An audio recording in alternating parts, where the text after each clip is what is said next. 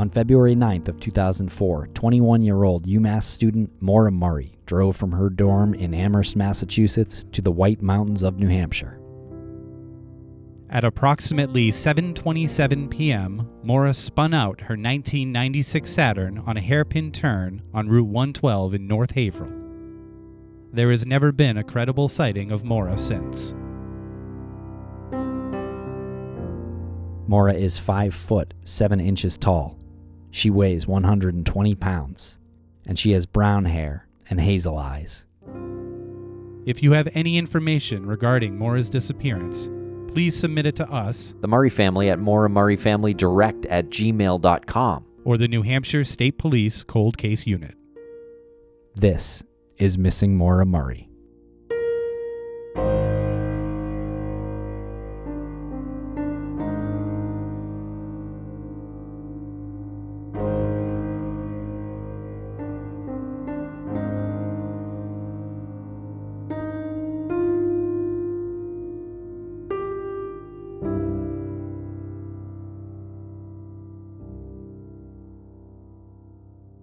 Welcome back to Missing Maura Murray. I'm Tim, here today with Lance. Lance, how are you today?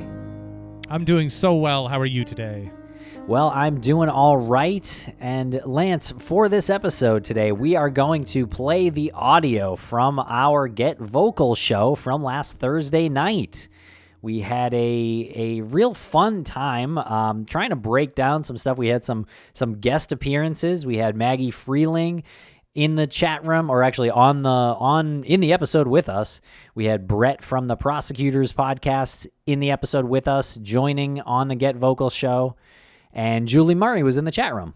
Yeah, so this was our first Missing Maura Murray Get Vocal night that we were doing, not in replace of the gossip pods that we've been doing, but it was time that we addressed certain things that were happening in the Maura Murray community as a community. So we knew that Get Vocal was the most interactive place to do this, as well as the fact that it streams on Twitter, YouTube, Facebook, so you can access it from multiple platforms, but you can interact right there on Get Vocal.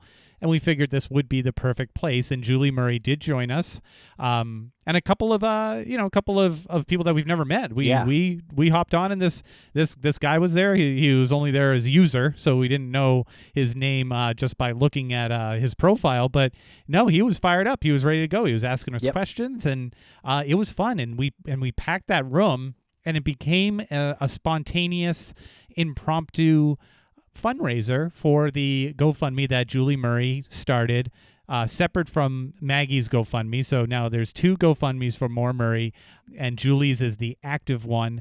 And we donated all of the V-coins that came to us during that hour to Julie Murray's GoFundMe. Once we get paid out on that, we will send it directly to that account.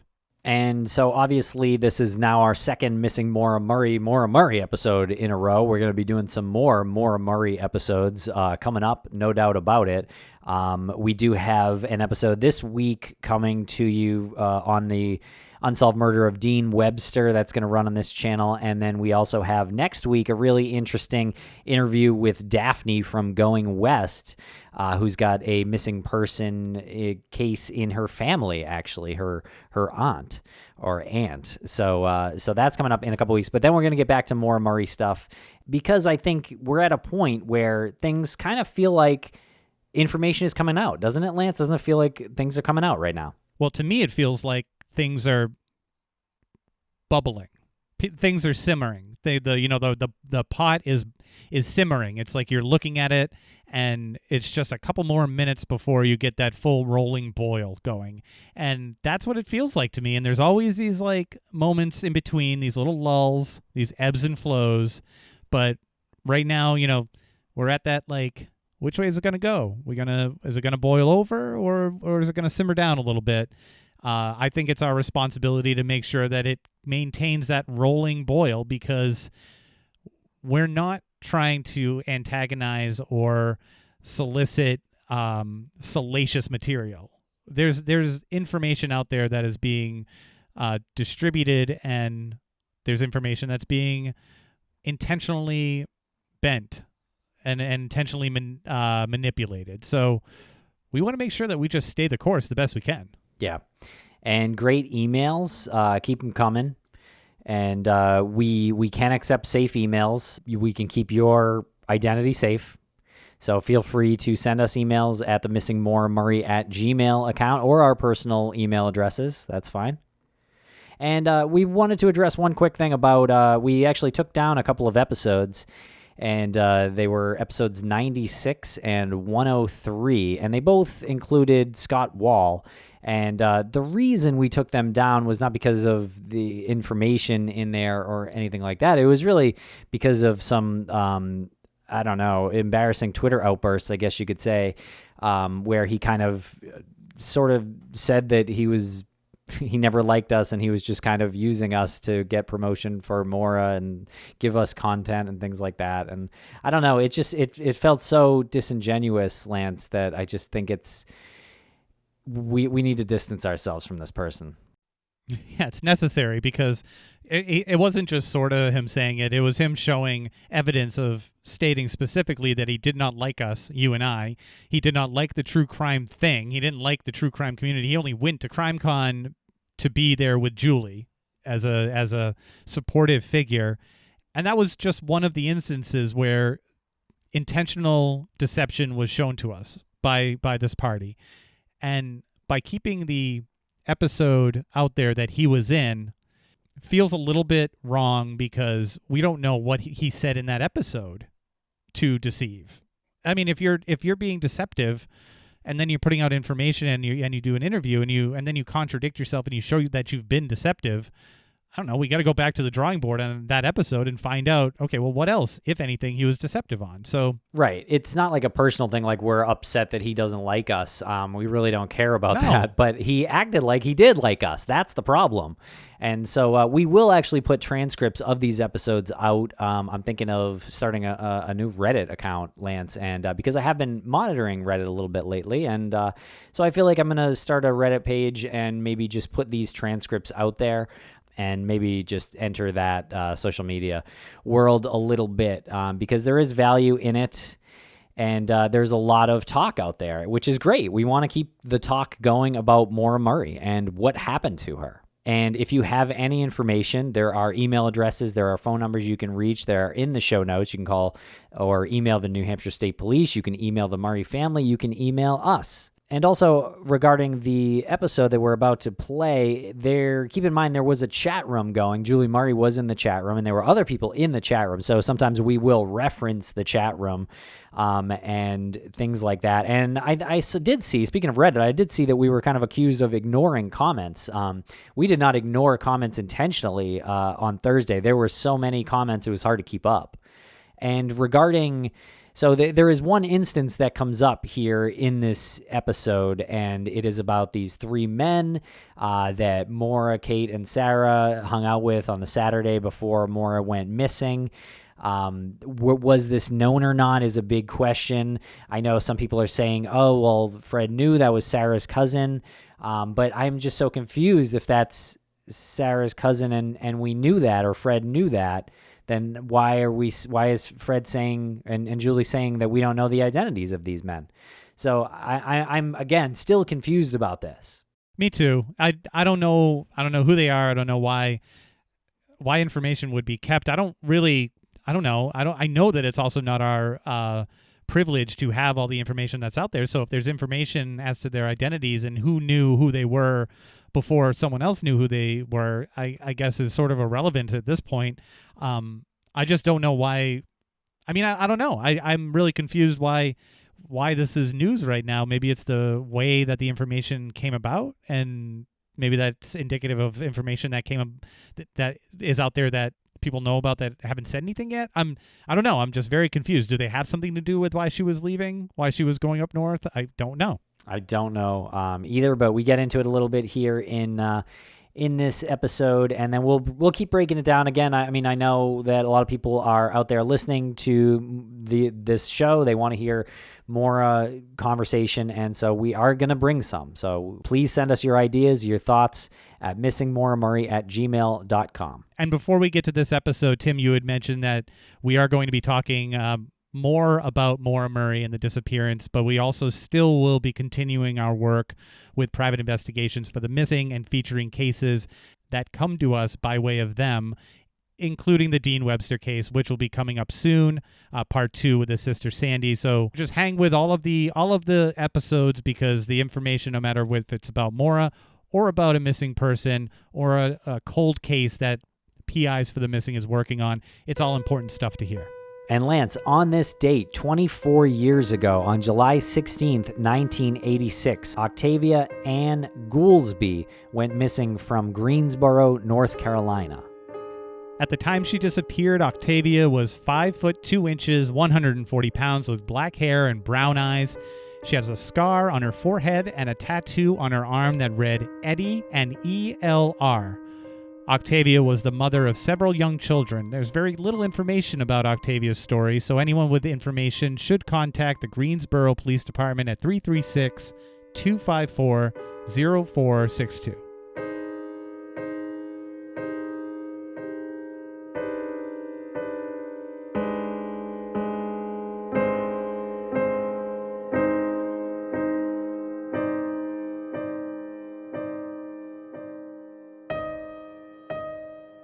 Yeah, this is the best place to interact. So I don't know when we're going to open up these other 2 squares here, but probably we'll talk for a little bit and then we'll open up the squares. Yeah, we'll talk for a little bit and then we'll open up the squares. Prosecutor's podcast is here, I know. I'm not sure who else is here in the chat room. It's large tonight, so thank you very much for tuning in. Yeah, we don't have all the answers. Just want to start by saying that. We surely don't.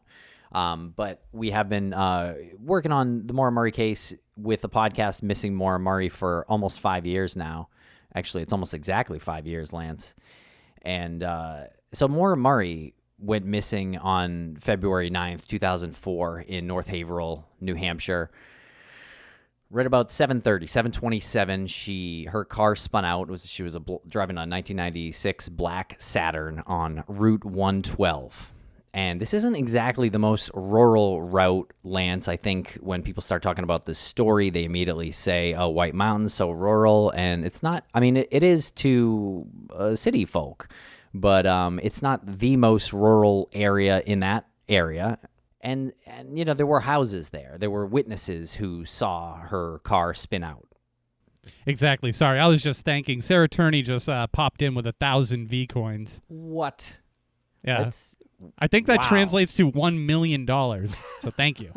That's amazing. Thank you, Sarah. But, wow.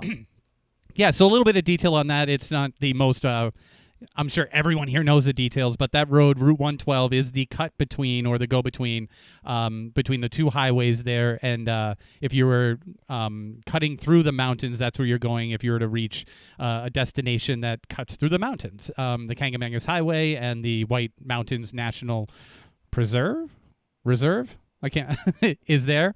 But it's a pretty, if you are vacationing up in that area and you are heading from Point A to Stowe or Bretton Woods or something like that, then you would be going through there. So it is traveled by tourists on occasion, and February probably was a pretty big tourist season for skiing. Right. Yeah, usually is in that area. It's obviously a big ski area, being up there in the mountains. So yeah, it's a weird thing that she went missing on that road, because it's sort of a locally traveled road. I mean, if you're not a local, the only reason you're there is if you're vacationing, you'd say, right? I'd say so. Yeah, I don't think you'd probably find yourself there just per chance. But I don't think we've said a shout out to Julie Murray, who is in, if this is the Julie Murray, she is in the chat room now, and I'm assuming that it is Maura Murray's sister. Julie, hello. And yeah, if you want to hop on, we will open this up momentarily after we get through, some details. I don't have too many more details to go over, because that is a lot of the story starts before that, and then after that, you're talking investigation, and I don't know what... you want to open up the windows? Let's open it up, yeah. All right. And people are watching out there on Twitter. If you're watching on Twitter, that's awesome, but click the link to join here, because this is where you can interact. It's kind of tough for Tim and I to look at the Twitter notifications and respond to you there or on Facebook. So if you want to actually interact, it's easier for us here in this chat room.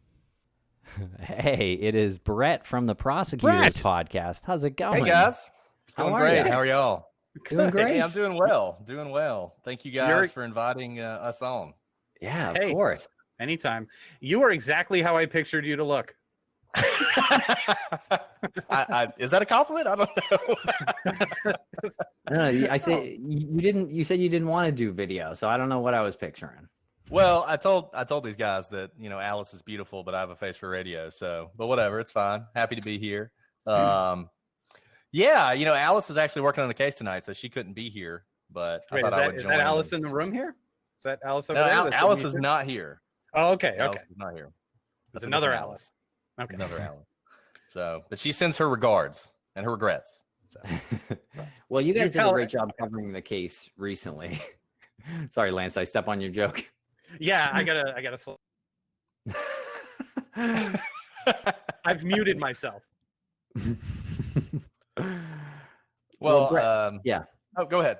No, I was just going to say, tell us a little bit about your coverage of Maura Murray and what that experience was like.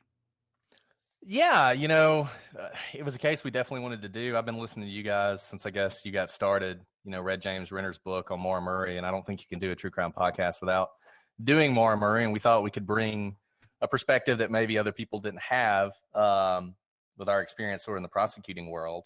So it was something we wanted to do. We wanted to stick to the facts. We wanted to avoid the drama. We learned very quickly it's impossible to avoid the drama. But I hope it was helpful for people. I hope people enjoyed it. I hope it didn't screw too many things up.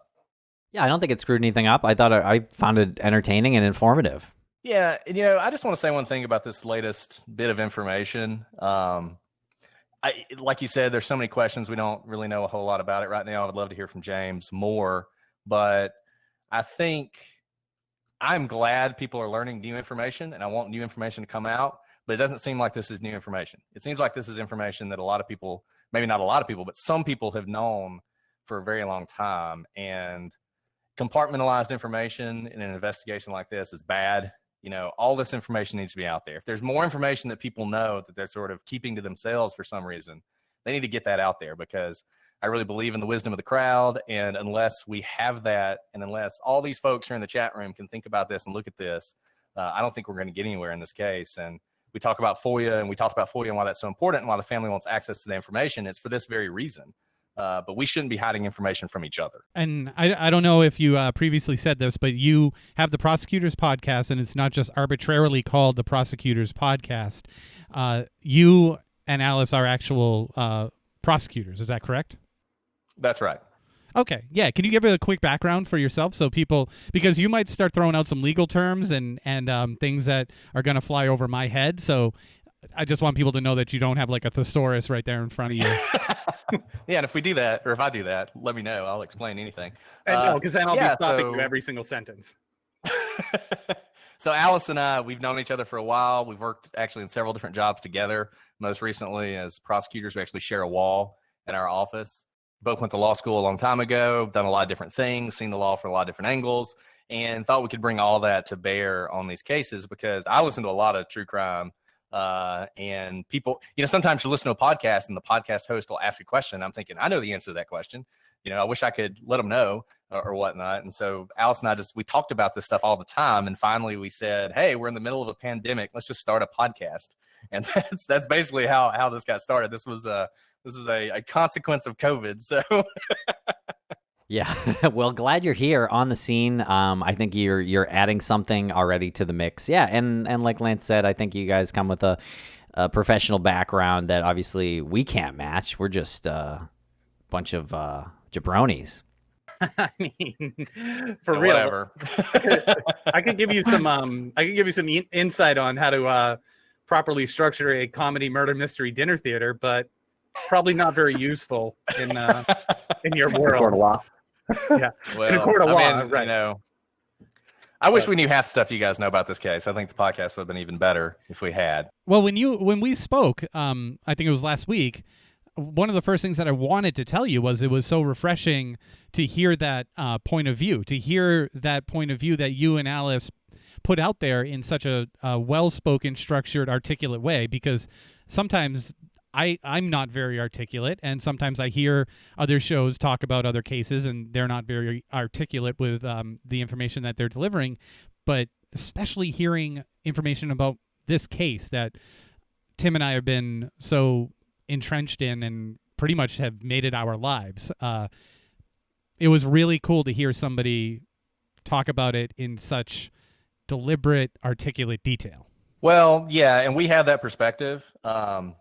But, I would just say our perspective might be different, but I think everybody's perspective is valuable, if that makes sense. I feel like everybody comes at this case from a different place, and that perspective adds, just looking at evidence in a different way. We talked about that the emblem on the Saturn, and that may be completely irrelevant, but it wasn't like we came up with that because we were prosecutors. It was just different eyes looking at it. And my wife happened to drive a Saturn, right? So I think that's why the more people we can get involved and the more people who are learning about this case and the more welcoming the community, the more likely we are to actually reach some sort of conclusion. Yeah, and I thought that was an interesting theory. You guys came up with that at the end of, I think, the 4th episode. You guys thought it could be likely about Maura and Patrit Vasi, which is a young man who was struck by a car right around the time when Maura went missing. I think it was that Thursday night before she went missing. And so he was actually in a coma, and he, I believe, has lifelong injuries because of this. Tragic accident. There were a lot of hit and runs. I don't even think he remembers that night. Yeah, I believe that is what was said about that. Right. Good point. That area, UMass, especially that time, was just scattered with hit and runs. That was a very, very bad area. There was a lot of students who got hit. Not all of them were that serious, but Patrit Vasi was hit, and he did go into a coma with head damage. And then when he came out, I think he remembered just a little bit, but he doesn't talk about it because he just doesn't remember the rest of it. And it did happen, correct me if I'm wrong, it did happen the same night that Maura received the call that made her break down at her job as the checkpoint there at the dormitory where she was walked back to her dorm by Karen Mayotte. And there have been, the theories go back and forth about like what that phone call was that she had. She broke down. Was it because of her sister? Was it because of this or that? And we've looked at the phone records, and according to the phone records, it most likely was not because of Patrit Vasi, because she wouldn't. He was hit after she was. Well, that's the other thing. There are two different accounts there, so that's why you can't just look at this and. What makes the most sense, though, is that Maura was walked back to her dorm before Patrit Vasi was hit, because he was hit after he left a bar and he was walking home, and he probably left the bar after 10:30. And Karen Mayotte's account, her original account, was that Maura received the call in the 10:30 hour. If I'm correct, I'm literally doing this from memory, so I could be wrong.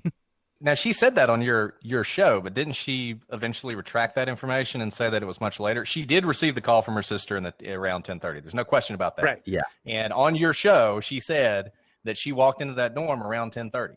But my understanding is later on, she thought about that again and realized that her time was off because she was thinking that the dorm schedule for the weekday, not the weekend, and Thursday was actually the weekend schedule. And so Maura would have been there much later. And so it was closer to 1:30 that she walked in and found her. Now, you guys know a lot more about this than I do, so I may even be wrong about that. No. You're right, though. If she was found at 10:30, then yeah, she didn't hit Patrit Vasi. And you're right that there are kind of two timelines regarding that, and I'm not really sure which one is accurate. And look, I want to just to correct one other thing you said. I don't think it's likely that she hit Patrit Vasi. I think it's possible, and I think people for a long time had sort of discounted it as impossible, and I don't think that's the case. And for anybody who's joining, we decided that the V coins, if you have a V coin balance and you want to give some V coins, we decided that everything that is donated, everything that's given here is going to be donated to Julie's GoFundMe for the search for her sister Maura. Throw those V coins into the hat. Hey, what's going on, guys? You're on mute, Tim. How's it going? How are you? What's up? You guys, I just want to say you guys have been doing a great job ever since the beginning. I really think you guys, your heart's in the right place. I just want to know where's Bill? I thought he was going to be here tonight. Thanks a lot. I Thank don't you. know. Yeah, I do not know. I did not hear from him that he was going to be here. He might be here or watching on one of the Yeah, social I media. saw him post it on one of the things. A lot of talk, no walk.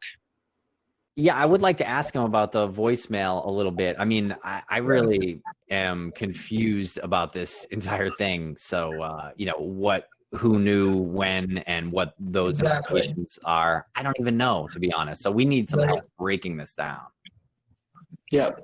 And he can answer a lot of those questions really quickly, Yeah, the issue, I think, is we're not sure exactly how far any legal situation goes, and maybe he should not be talking. Maybe his lawyer is telling him, you probably shouldn't go on and say things. You know what I'm saying? I have no idea. Right, no, I understand. He's doing a lot of talking about everything, really, So it's just kind of...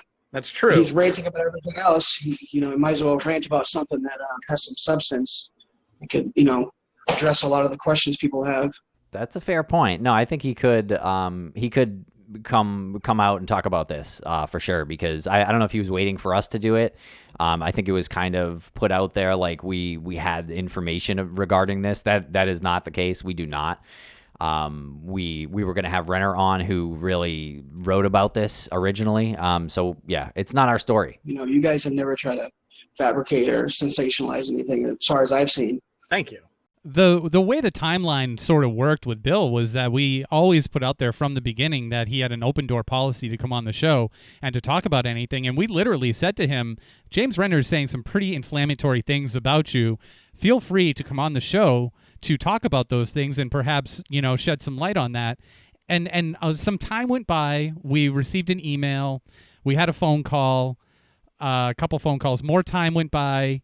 And just recently, in the past few months, we had a few Zoom calls with him to gain trust. He wanted to gain our trust, and we said that's fine. And we had a few Zoom calls, but our notes on the Zoom calls, we started looking at some things that he said before, and I mean, things weren't lining up, and we wanted to really ask him more detailed questions about these things that weren't lining up, and it really could just be someone misspoke somewhere along the lines. But Tim and I are trying to do the right thing with this show. And also there is a trial coming up for him. That's not fabricated.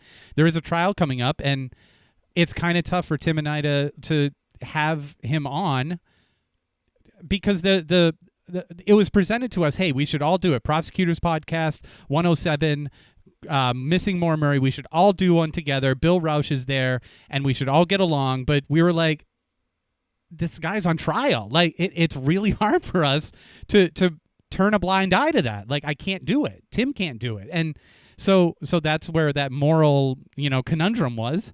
And then it all fucking blew up.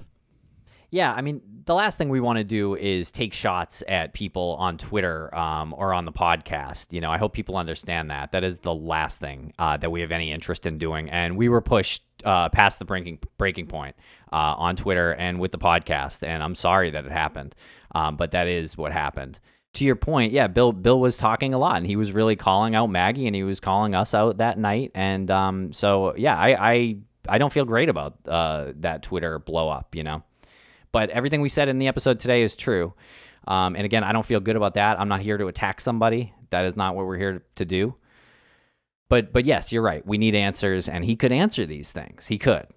And you just mentioned Maggie, Tim. There was also some talk about how Maggie might have received some information or something. I'm trying to get my head wrapped around it. That she had some information, maybe the transcript from the Oxygen TV show that was supposed to be kept confidential.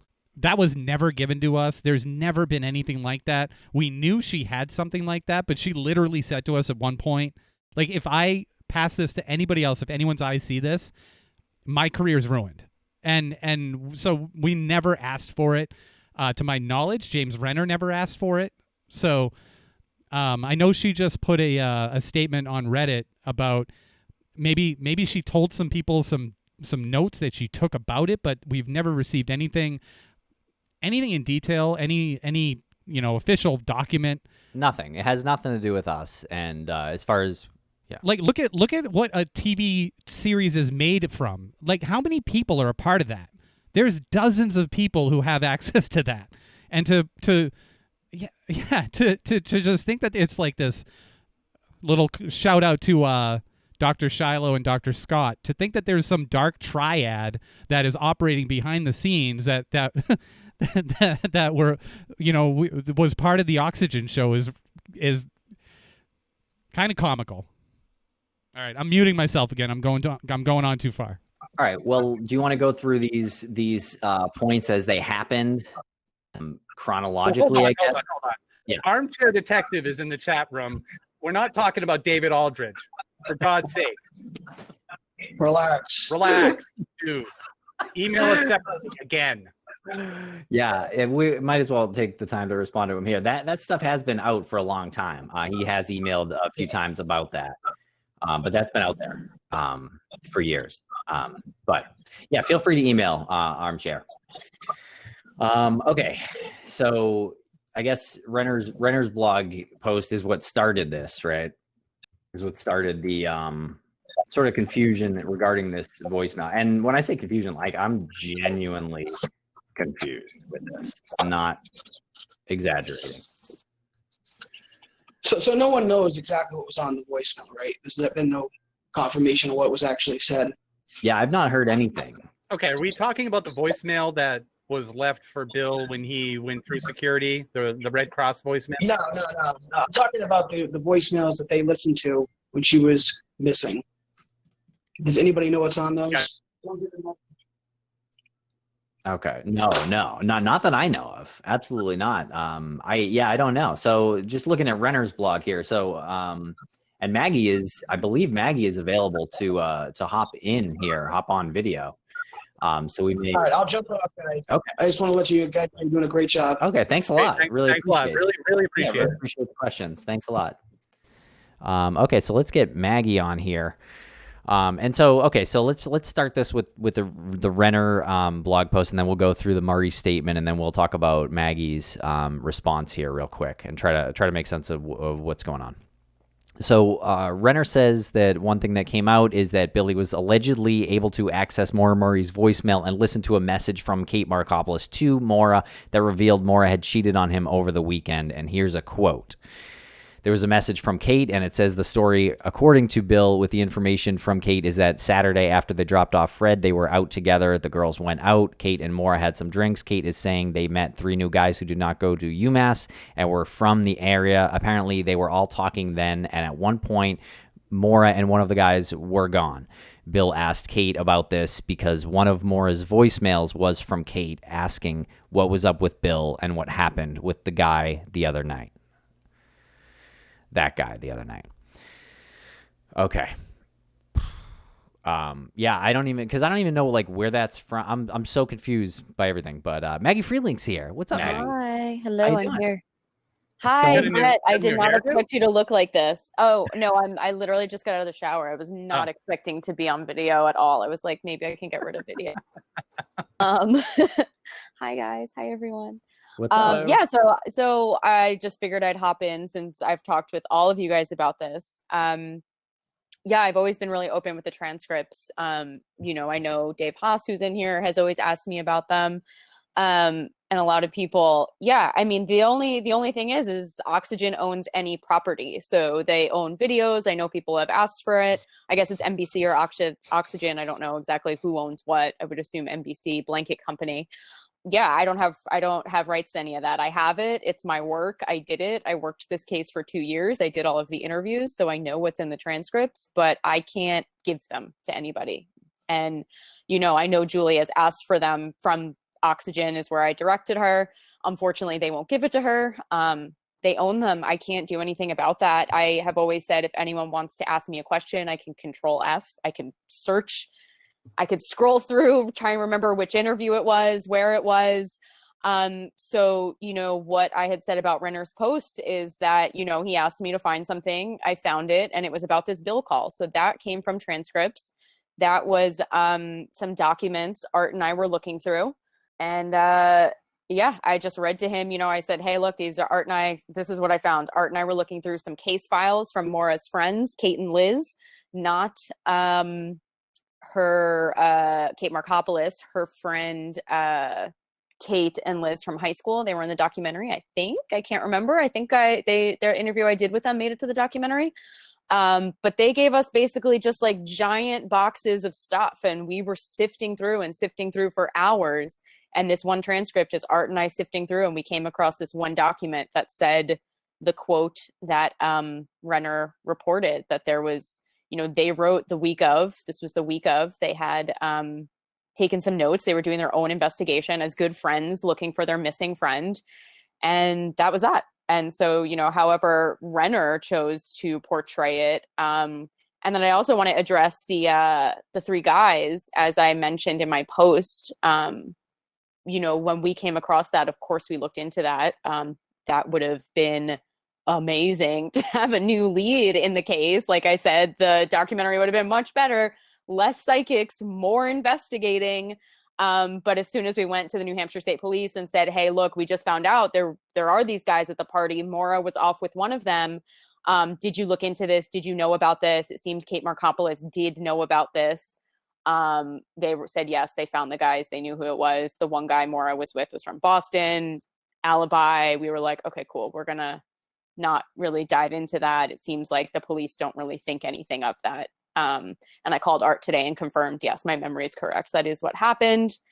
And he's currently looking for the original document from Liz and Kate. That is their case file, which is exactly what they called it. That I can, we can look at and see, did it have a time? When did Bill check, the voicemail? If he did check the voicemail. This is just what we read on their documents.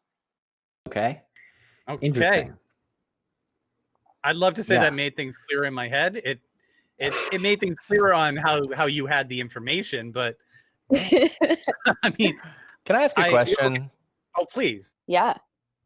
It seems like while we may not have known about this, that the Murrays did. Is that accurate? Like they have heard this voicemail.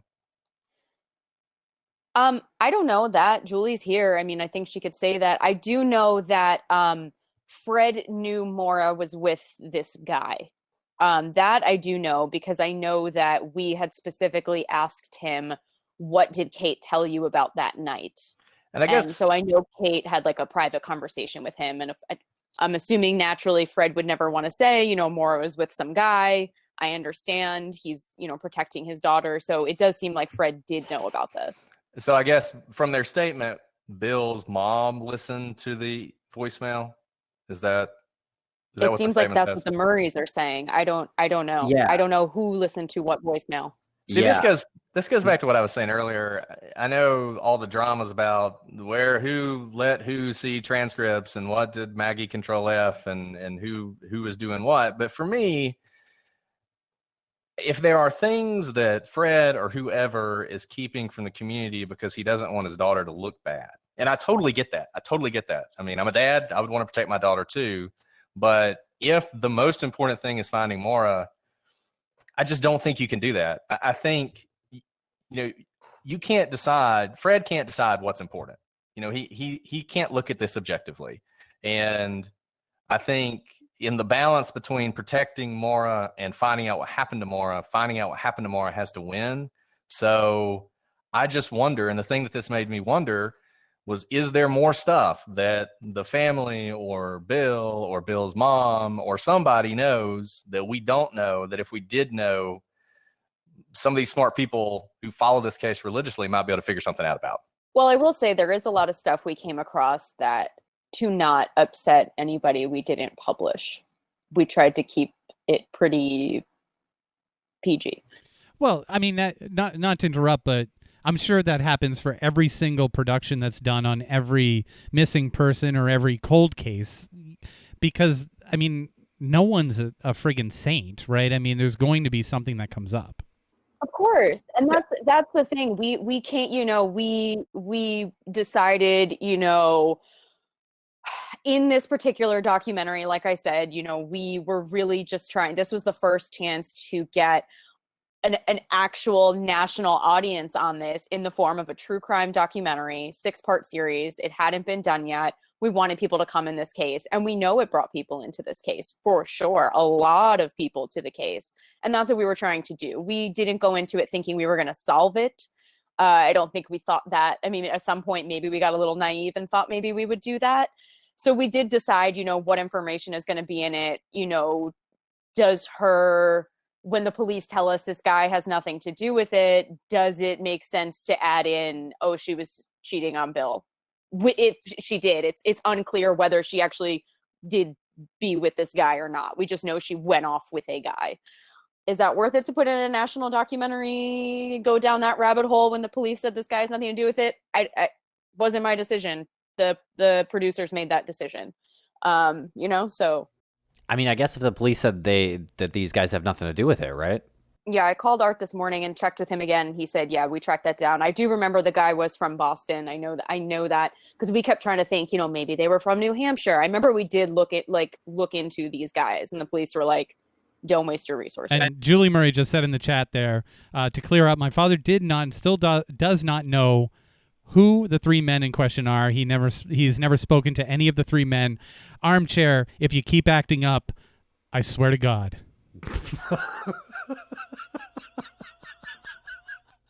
Okay, so yeah, that's really compelling then. Then Fred and the Murrays do not know who these men are, I guess. I don't know if anyone knows who they are, but I know Kate told Fred that she was with a guy. So I don't know if Kate or Maura even knew. I think I went to UMass. We all just go off with random people. It doesn't mean you know the person. I think they were visiting, clearly. The guy, I think he was visiting from Boston. So I think that's what it was. They were just visiting. Yeah. Is one of these people the cousin, or is that a completely different set of people? Yeah, I don't remember. I think this could have been the cousin. It was a dorm party. It's crazy. I looked into this all 3-4 years ago now at this point. So I just know what I was reading in the transcripts. I was asked to Control F, look for something. I read verbatim. So that's why I said I know what Renner wrote is factual. I remember reading these documents. What they mean, I don't know. And Julie Murray just said the Attorney General Strelzin stated, no one has been cleared, myself included. That's true. I mean, we don't even have, this is still, it's still a missing person. Yeah, that's a great point. So then the identity of these guys, so then I guess we're trying to find the identity of these guys. Is that what we're saying then? Personally, I'm not going to attempt that. I know that the police did believe that they had alibis. So I am not going to do that. If someone else would like to find them, I think you'd have to talk to Kate Markopoulos. Yeah. So, if she even knows who they are. So does that mean Kate was holding back at one point, or am I going a little too far with this already? No, I've always thought Kate told the police everything, and I think that's how they found these guys. Okay. And I think the guy is in Boston the day she just, I don't think, I don't know. I'm not going to look for them. Julie just asked you, Maggie, if you know their names, can you give me that info like you gave Renner the info you provided him? I absolutely do not know their names. And I said that in my statement today. The police never gave that to us. I don't think we even asked for them. Our Art was the one in communication. And when I called Art today, we don't know who they are. 100% do not know who they are. And Kate would. If you have a line to Kate, she would know who they are. If she knew who they are. I don't know how the police found them. So Kate might have known. And that's exactly the kind of information the police would never share with anybody. Of course. That's what I mean. They never gave it to us. Art, I don't know if Art even asked for it. That is a great question, Armchair. Why are we talking about this? How is it tied to her disappearance? Well, we have to look into everything, and there's information out there, and sometimes information comes up after you've been looking into something for so long, and you get new information that's confusing. You want to sort of suss it out and come up with just get spitball ideas, workshop ideas, figure out, is this important? That's what we're doing. Yeah. And look, and this is complete. Yeah, I know. And yeah. I was just going to say that's what Art and I did going through these documents, and then we followed it up, and Art and I didn't think there was much to it other than, a bunch of college kids getting drunk, going off with a guy, and I thought maybe she was upset by it. I always thought maybe this man assaulted her, is what I always thought. Maybe that could have been something that happened. Maybe, she just went to talk and something happened, and that's what could have upset her so much. Was always a question that I thought maybe happened. Jake actually has a good question. Why can't Kate and Sarah give those names to Julie? That's what I just said. I just wanted to Julie's response. I said I assume Kate and Sarah would know. And yeah, Art's looking for these documents. I don't know if we even have them, and he believes these are shareable because the documents given to us by friends and family were not property of Oxygen. So if we do get this case file, as Kate and Liz called it, Julie, I'm happy to share with you if you want to email, text. Yeah, I think it's kind of strange that we haven't heard from those guys, right? I guess, but you're probably going to stay the hell out of it if you could potentially be implicated in a way like that, even if you have been cleared. But now again, I'm confused. If Art and I guess they're saying the police, Strelzin, are saying it's cleared, but I that sounds conflicting to me. No one can clear anybody until she's found. The police don't put stock in them is like the correct terminology. These guys had alibis. One of them's in fucking Boston the day she goes missing. The one she was with is what I know. Oh, okay. And can I just say, if they're three random guys, they're three random guys. If one of them's Kate's cousin, all she has to do is pick up the phone and call her cousin and say, "Hey, who are those two guys you hung out with?" I forget where the cousin thing came from. That I don't remember. But and just on why this might be important, she would not be the first person to meet somebody on a weekend, kind of fall head over heels with them and say, "Hey, let's have a rendezvous," in the White Mountains. Sure. That's complete speculation, but this could be important. We just don't know. And guest 8080 said not Kate's cousin, Sarah's cousin. Okay, well, ask Sarah. Sarah should know. Yeah, I believe that is someone referenced that is kind of all over Reddit as a fact. We, as far as I know, I don't know about that. I know it's on Reddit as a fact, but I don't really know if it's true or not. Okay, so the Murray statement here, they said that the truth is that the week Maura disappeared, Sharon Rausch contacted Sprint to gain access to Maura's voicemail in order to assist law enforcement with our family. And our family with the ongoing search. It was because of this effort that our father reached out to Maura's college friend and learned of the existence of the three men Maura was introduced to on the Saturday night.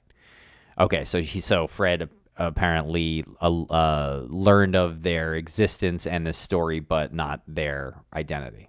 Okay, but who did he hear the story from then? If it's Sarah and her cousin, how would that?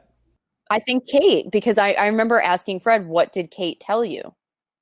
We all knew Kate told Fred talked to Kate. And when I had my 5-hour interview with Fred, it was certainly one of the things I asked him. What did Kate tell you?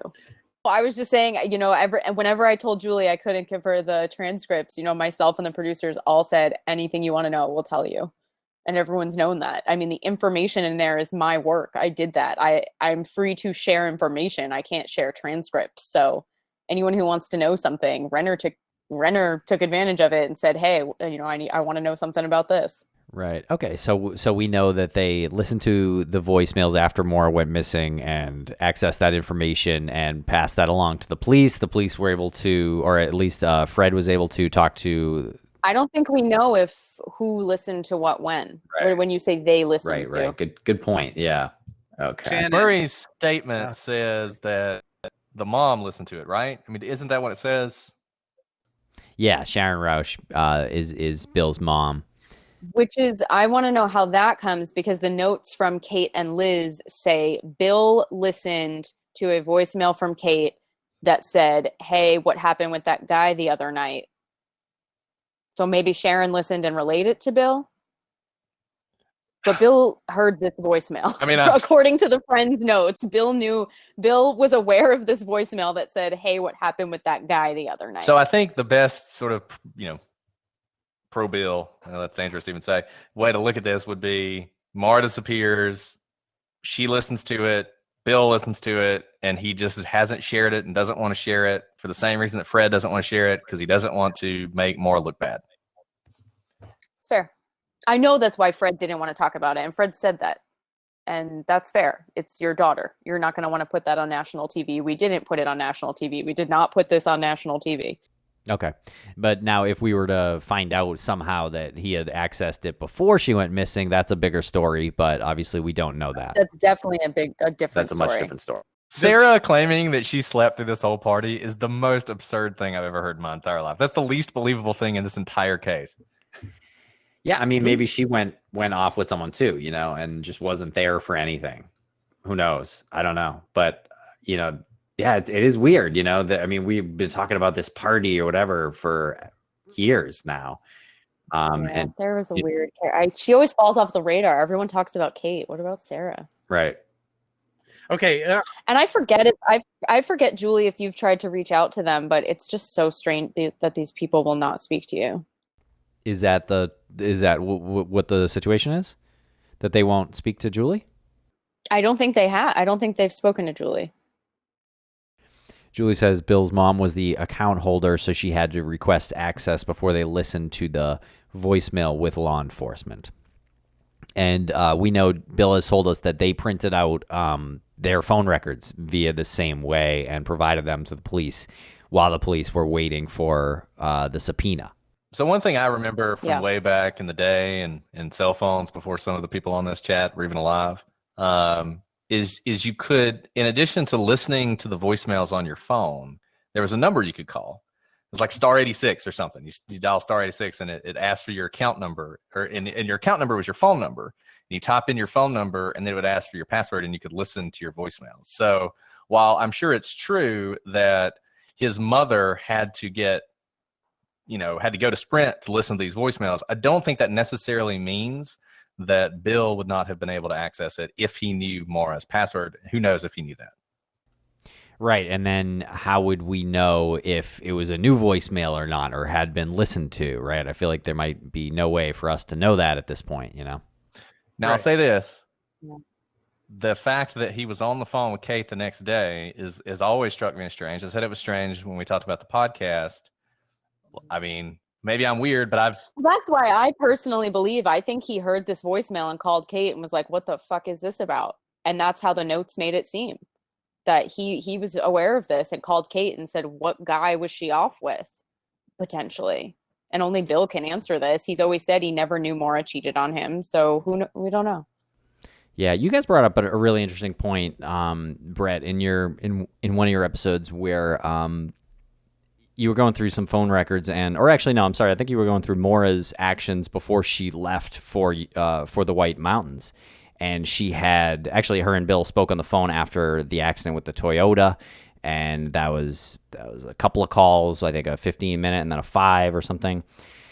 And then, so that was the last time that Bill and Maura spoke. Bill had tried to reach Maura a few times. They hadn't connected in, I want to say, a day and a half or something like that. And then she called him back, and he was apparently on the other line with Kate Markopoulos and didn't click over. And then he immediately called her back, I think 4 times in a row. I may be wrong about the exact number. And she didn't answer. She just sent the email, the text message, or whatever. Or I guess the whole love you stud. Maybe that was an email. I don't know. That whole interaction to me was weird. Yeah, I'll have to look at the records again. I am not really quite sure about it, but yeah, that seemed like that could be an interesting moment because it does seem like that she made a decision at some point during those minutes, right? She was searching for where to go, and then all of a sudden she was taking money out of the ATM and buying liquor and going. So and she didn't book anything. We know that. So what happened in that time to make her decide I'm now going, and not only I'm going, I have a destination to go. So I wonder if someone knocked on her dorm door or called her dorm phone, and we don't know about that. The other thing I always found interesting, and I talked about this in my interview with Erin Murphy, her friend that she dropped off her clothes to. When I talked to Erin, I also don't remember if this was in the documentary, but she would have been the last person to see Maura if she had answered the door. And Erin always felt really kind of distraught about that. Maura knocked on the door, and then Erin didn't get up from her bed. And when she went, the clothes were out there. So it's just interesting to think also of her mindset. It wasn't like she wasn't trying to see somebody either. She knocked on Erin's door and possibly would have had a conversation with her, possibly would have stopped and talked to her, you know? So I really always thought that little bit of information that Erin told me was really interesting. And Maggie, I think you may have been the one who told me this. I don't remember. When Erin talked to Maura on the phone before that, we said, and I think this is true, that Maura was upset even at the time and was sort of crying, and Erin asked her if everything was okay, and she said no, and she asked what's wrong, and she said, "You're my sister," again. The same sort of thing that she had said earlier, which I always thought was interesting as well. Yeah, I do believe Erin said that. Yeah, I don't know what my sister really was about. I think we've all been kind of re-questioning whether, you know, what Kathleen told me would have really set her off that much. I know, Brett, you and I talked about that. So I think that's still quite interesting. Julie Murray here in the chat room says, my dad was not informed about these men further than what he has said, and he wants to talk to them still to this day. Did the police inform him, or was it just from her friends? I'm curious if the police mentioned it to you guys at all. Okay, well, yeah, we only really have a few minutes left anyway, but this has been a good conversation. I really appreciate everyone joining us here today. We're trying to unpack this, make sense of the latest news in the case. I mean, I don't know. You know, it's really hard to say what's news sometimes and what isn't. What, you know, you really have to kind of hone in on what the important details of these new blog posts, these new podcasts, all these things are, you know. It's hard sometimes. You need to talk about it. Yeah. I think this whole question of, is this new information or is it not? It seems like people knew, and it seems like, you know, it's information that the community can now dig into. Julie wants to know who these guys are. I think there's resources out there to potentially find out. Yeah. I mean, look, we could certainly keep their identity private. You know, if anyone's out there, I mean, how could you not be interested in the case if you're one of those guys, right?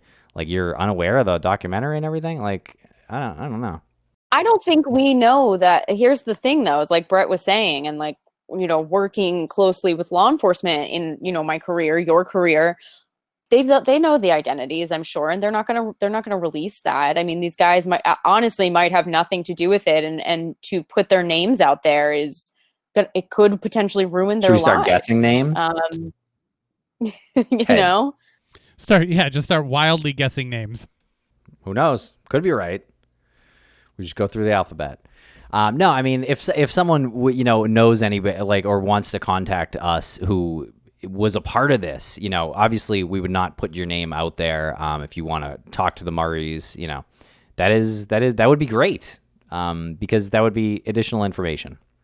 That, you know, it's strange to me that we haven't heard about that in whatever 15, 16 years, and haven't heard about, like, from those people, or that ever actually happened until now. Yeah.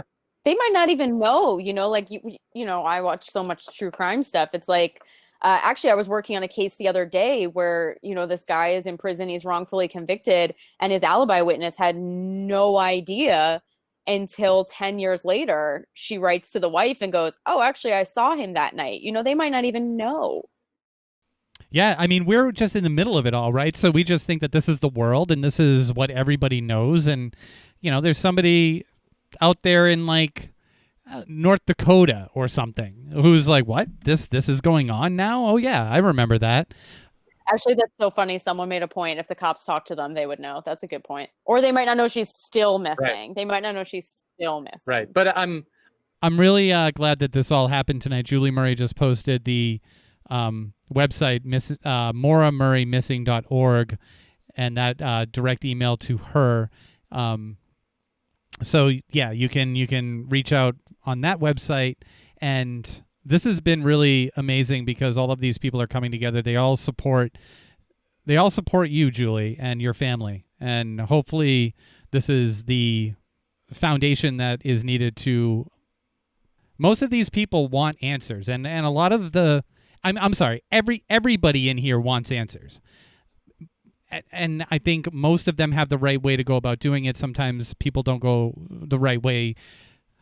Sometimes people don't go about it the right way. But their heart's in the right place, is what I'm saying.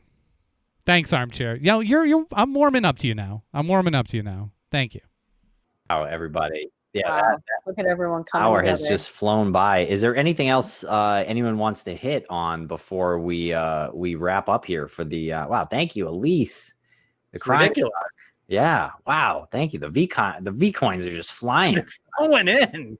Richard asked, honestly, Richard, I really found the friends information the most interesting, and that was this information that was shared by Renner. These girls, you know, at the time, college girls did so much work looking for their friend, and this information is fresh from back then.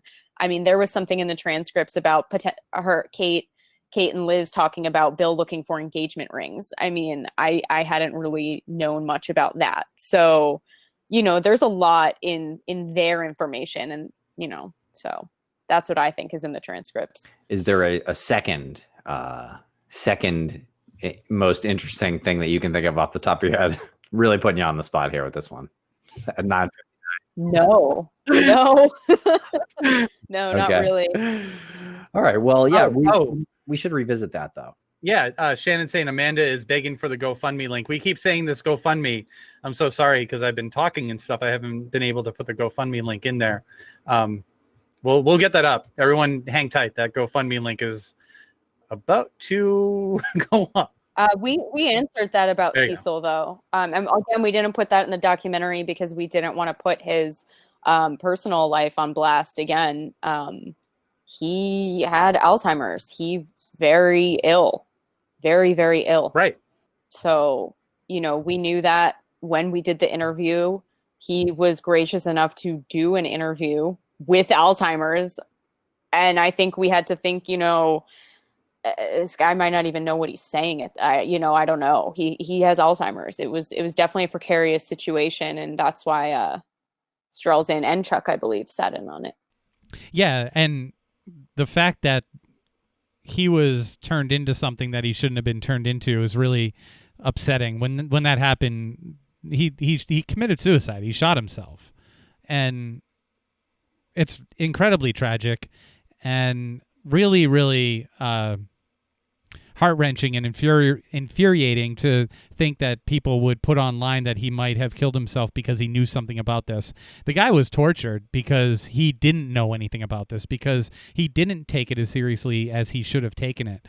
And he wouldn't have known to take it as seriously, because when does that ever happen up there? So he wasn't being an alarmist when he found the car. He was just dealing with the situation that he's probably dealt with a few times in the past. And this one just turned into something that he had no idea was going to turn into, on top of the fact that he's got early onset Alzheimer's that rapidly developed into him shooting himself twice. Like, not a good situation. And anyone who went online or went to the public and said that this could have been a reason, you know, he had something to do with it and they were closing in, that's fucking bad, because nothing happened. Like, no one closed in on him, but people got impulsive and they went online and they said this is it because they wanted their thing to be right. Yeah, I think the good point is Armchair says he killed himself a few hours after asking to be on my podcast. Imagine being the first person on the scene, and for 15, 16 years, people are continually asking you about something you don't know, and now you have Alzheimer's and you want to just fucking die in peace and you don't know anything about it. Nightmare. Yeah. Absolute nightmare. You know, if he'd just not been on duty that night, he wouldn't have had to deal with all this crap for the rest of his life, but he did. Yeah. So It's really, I really just don't sad. think I just don't think an officer like who's you know taking an oath turns into a cold-blooded killer all of a sudden, like while they're on duty. You know what I mean? Like, I know Just one time. I know like Joseph D'Angelo was a cop and he obviously ended up being the Golden State Killer. So there's something about that personality type that could be, I don't know, potentially prone to that kind of career. But I just think that's so far-fetched to assume. And Dr. Shallow says GSK was a cop for a hot second, which is Exactly. true. I mean, Cecil, that was in his blood. Like, he did that. He rose the ranks, and He Yeah, was I mean, not GSK was a serial killer too. It wasn't a Yeah. one-off thing for him. right. Cecil Smith or Bruce McKay weren't fired for stealing a hammer. Is Jake and Folk Stop the same person? Did you guys research together? Because you have very similar ways of delivering your information. reach out separately. Let us know. One of the biggest problems in this whole thing is that people hold on to information, and then when Tim and I do our show and we deliver misinformation, then we're attacked for that, like we don't know what we're talking about, and that creates a big problem. So if you have information, let us know, and then we can all talk about it. Someone asked how Renner knew to ask me what was in the transcripts, because everyone's always known I've had the transcripts. This has been a huge deal for years. Yes, I have transcripts of the show that I did and the interviews that I did. All right, everybody. Thank you very much for joining us here tonight on Get Vocal, Maura Murray Night. Wow. Thanks, guys. Community coming together. Let's do it, guys. All right, everybody. We can do it. Thank you so much.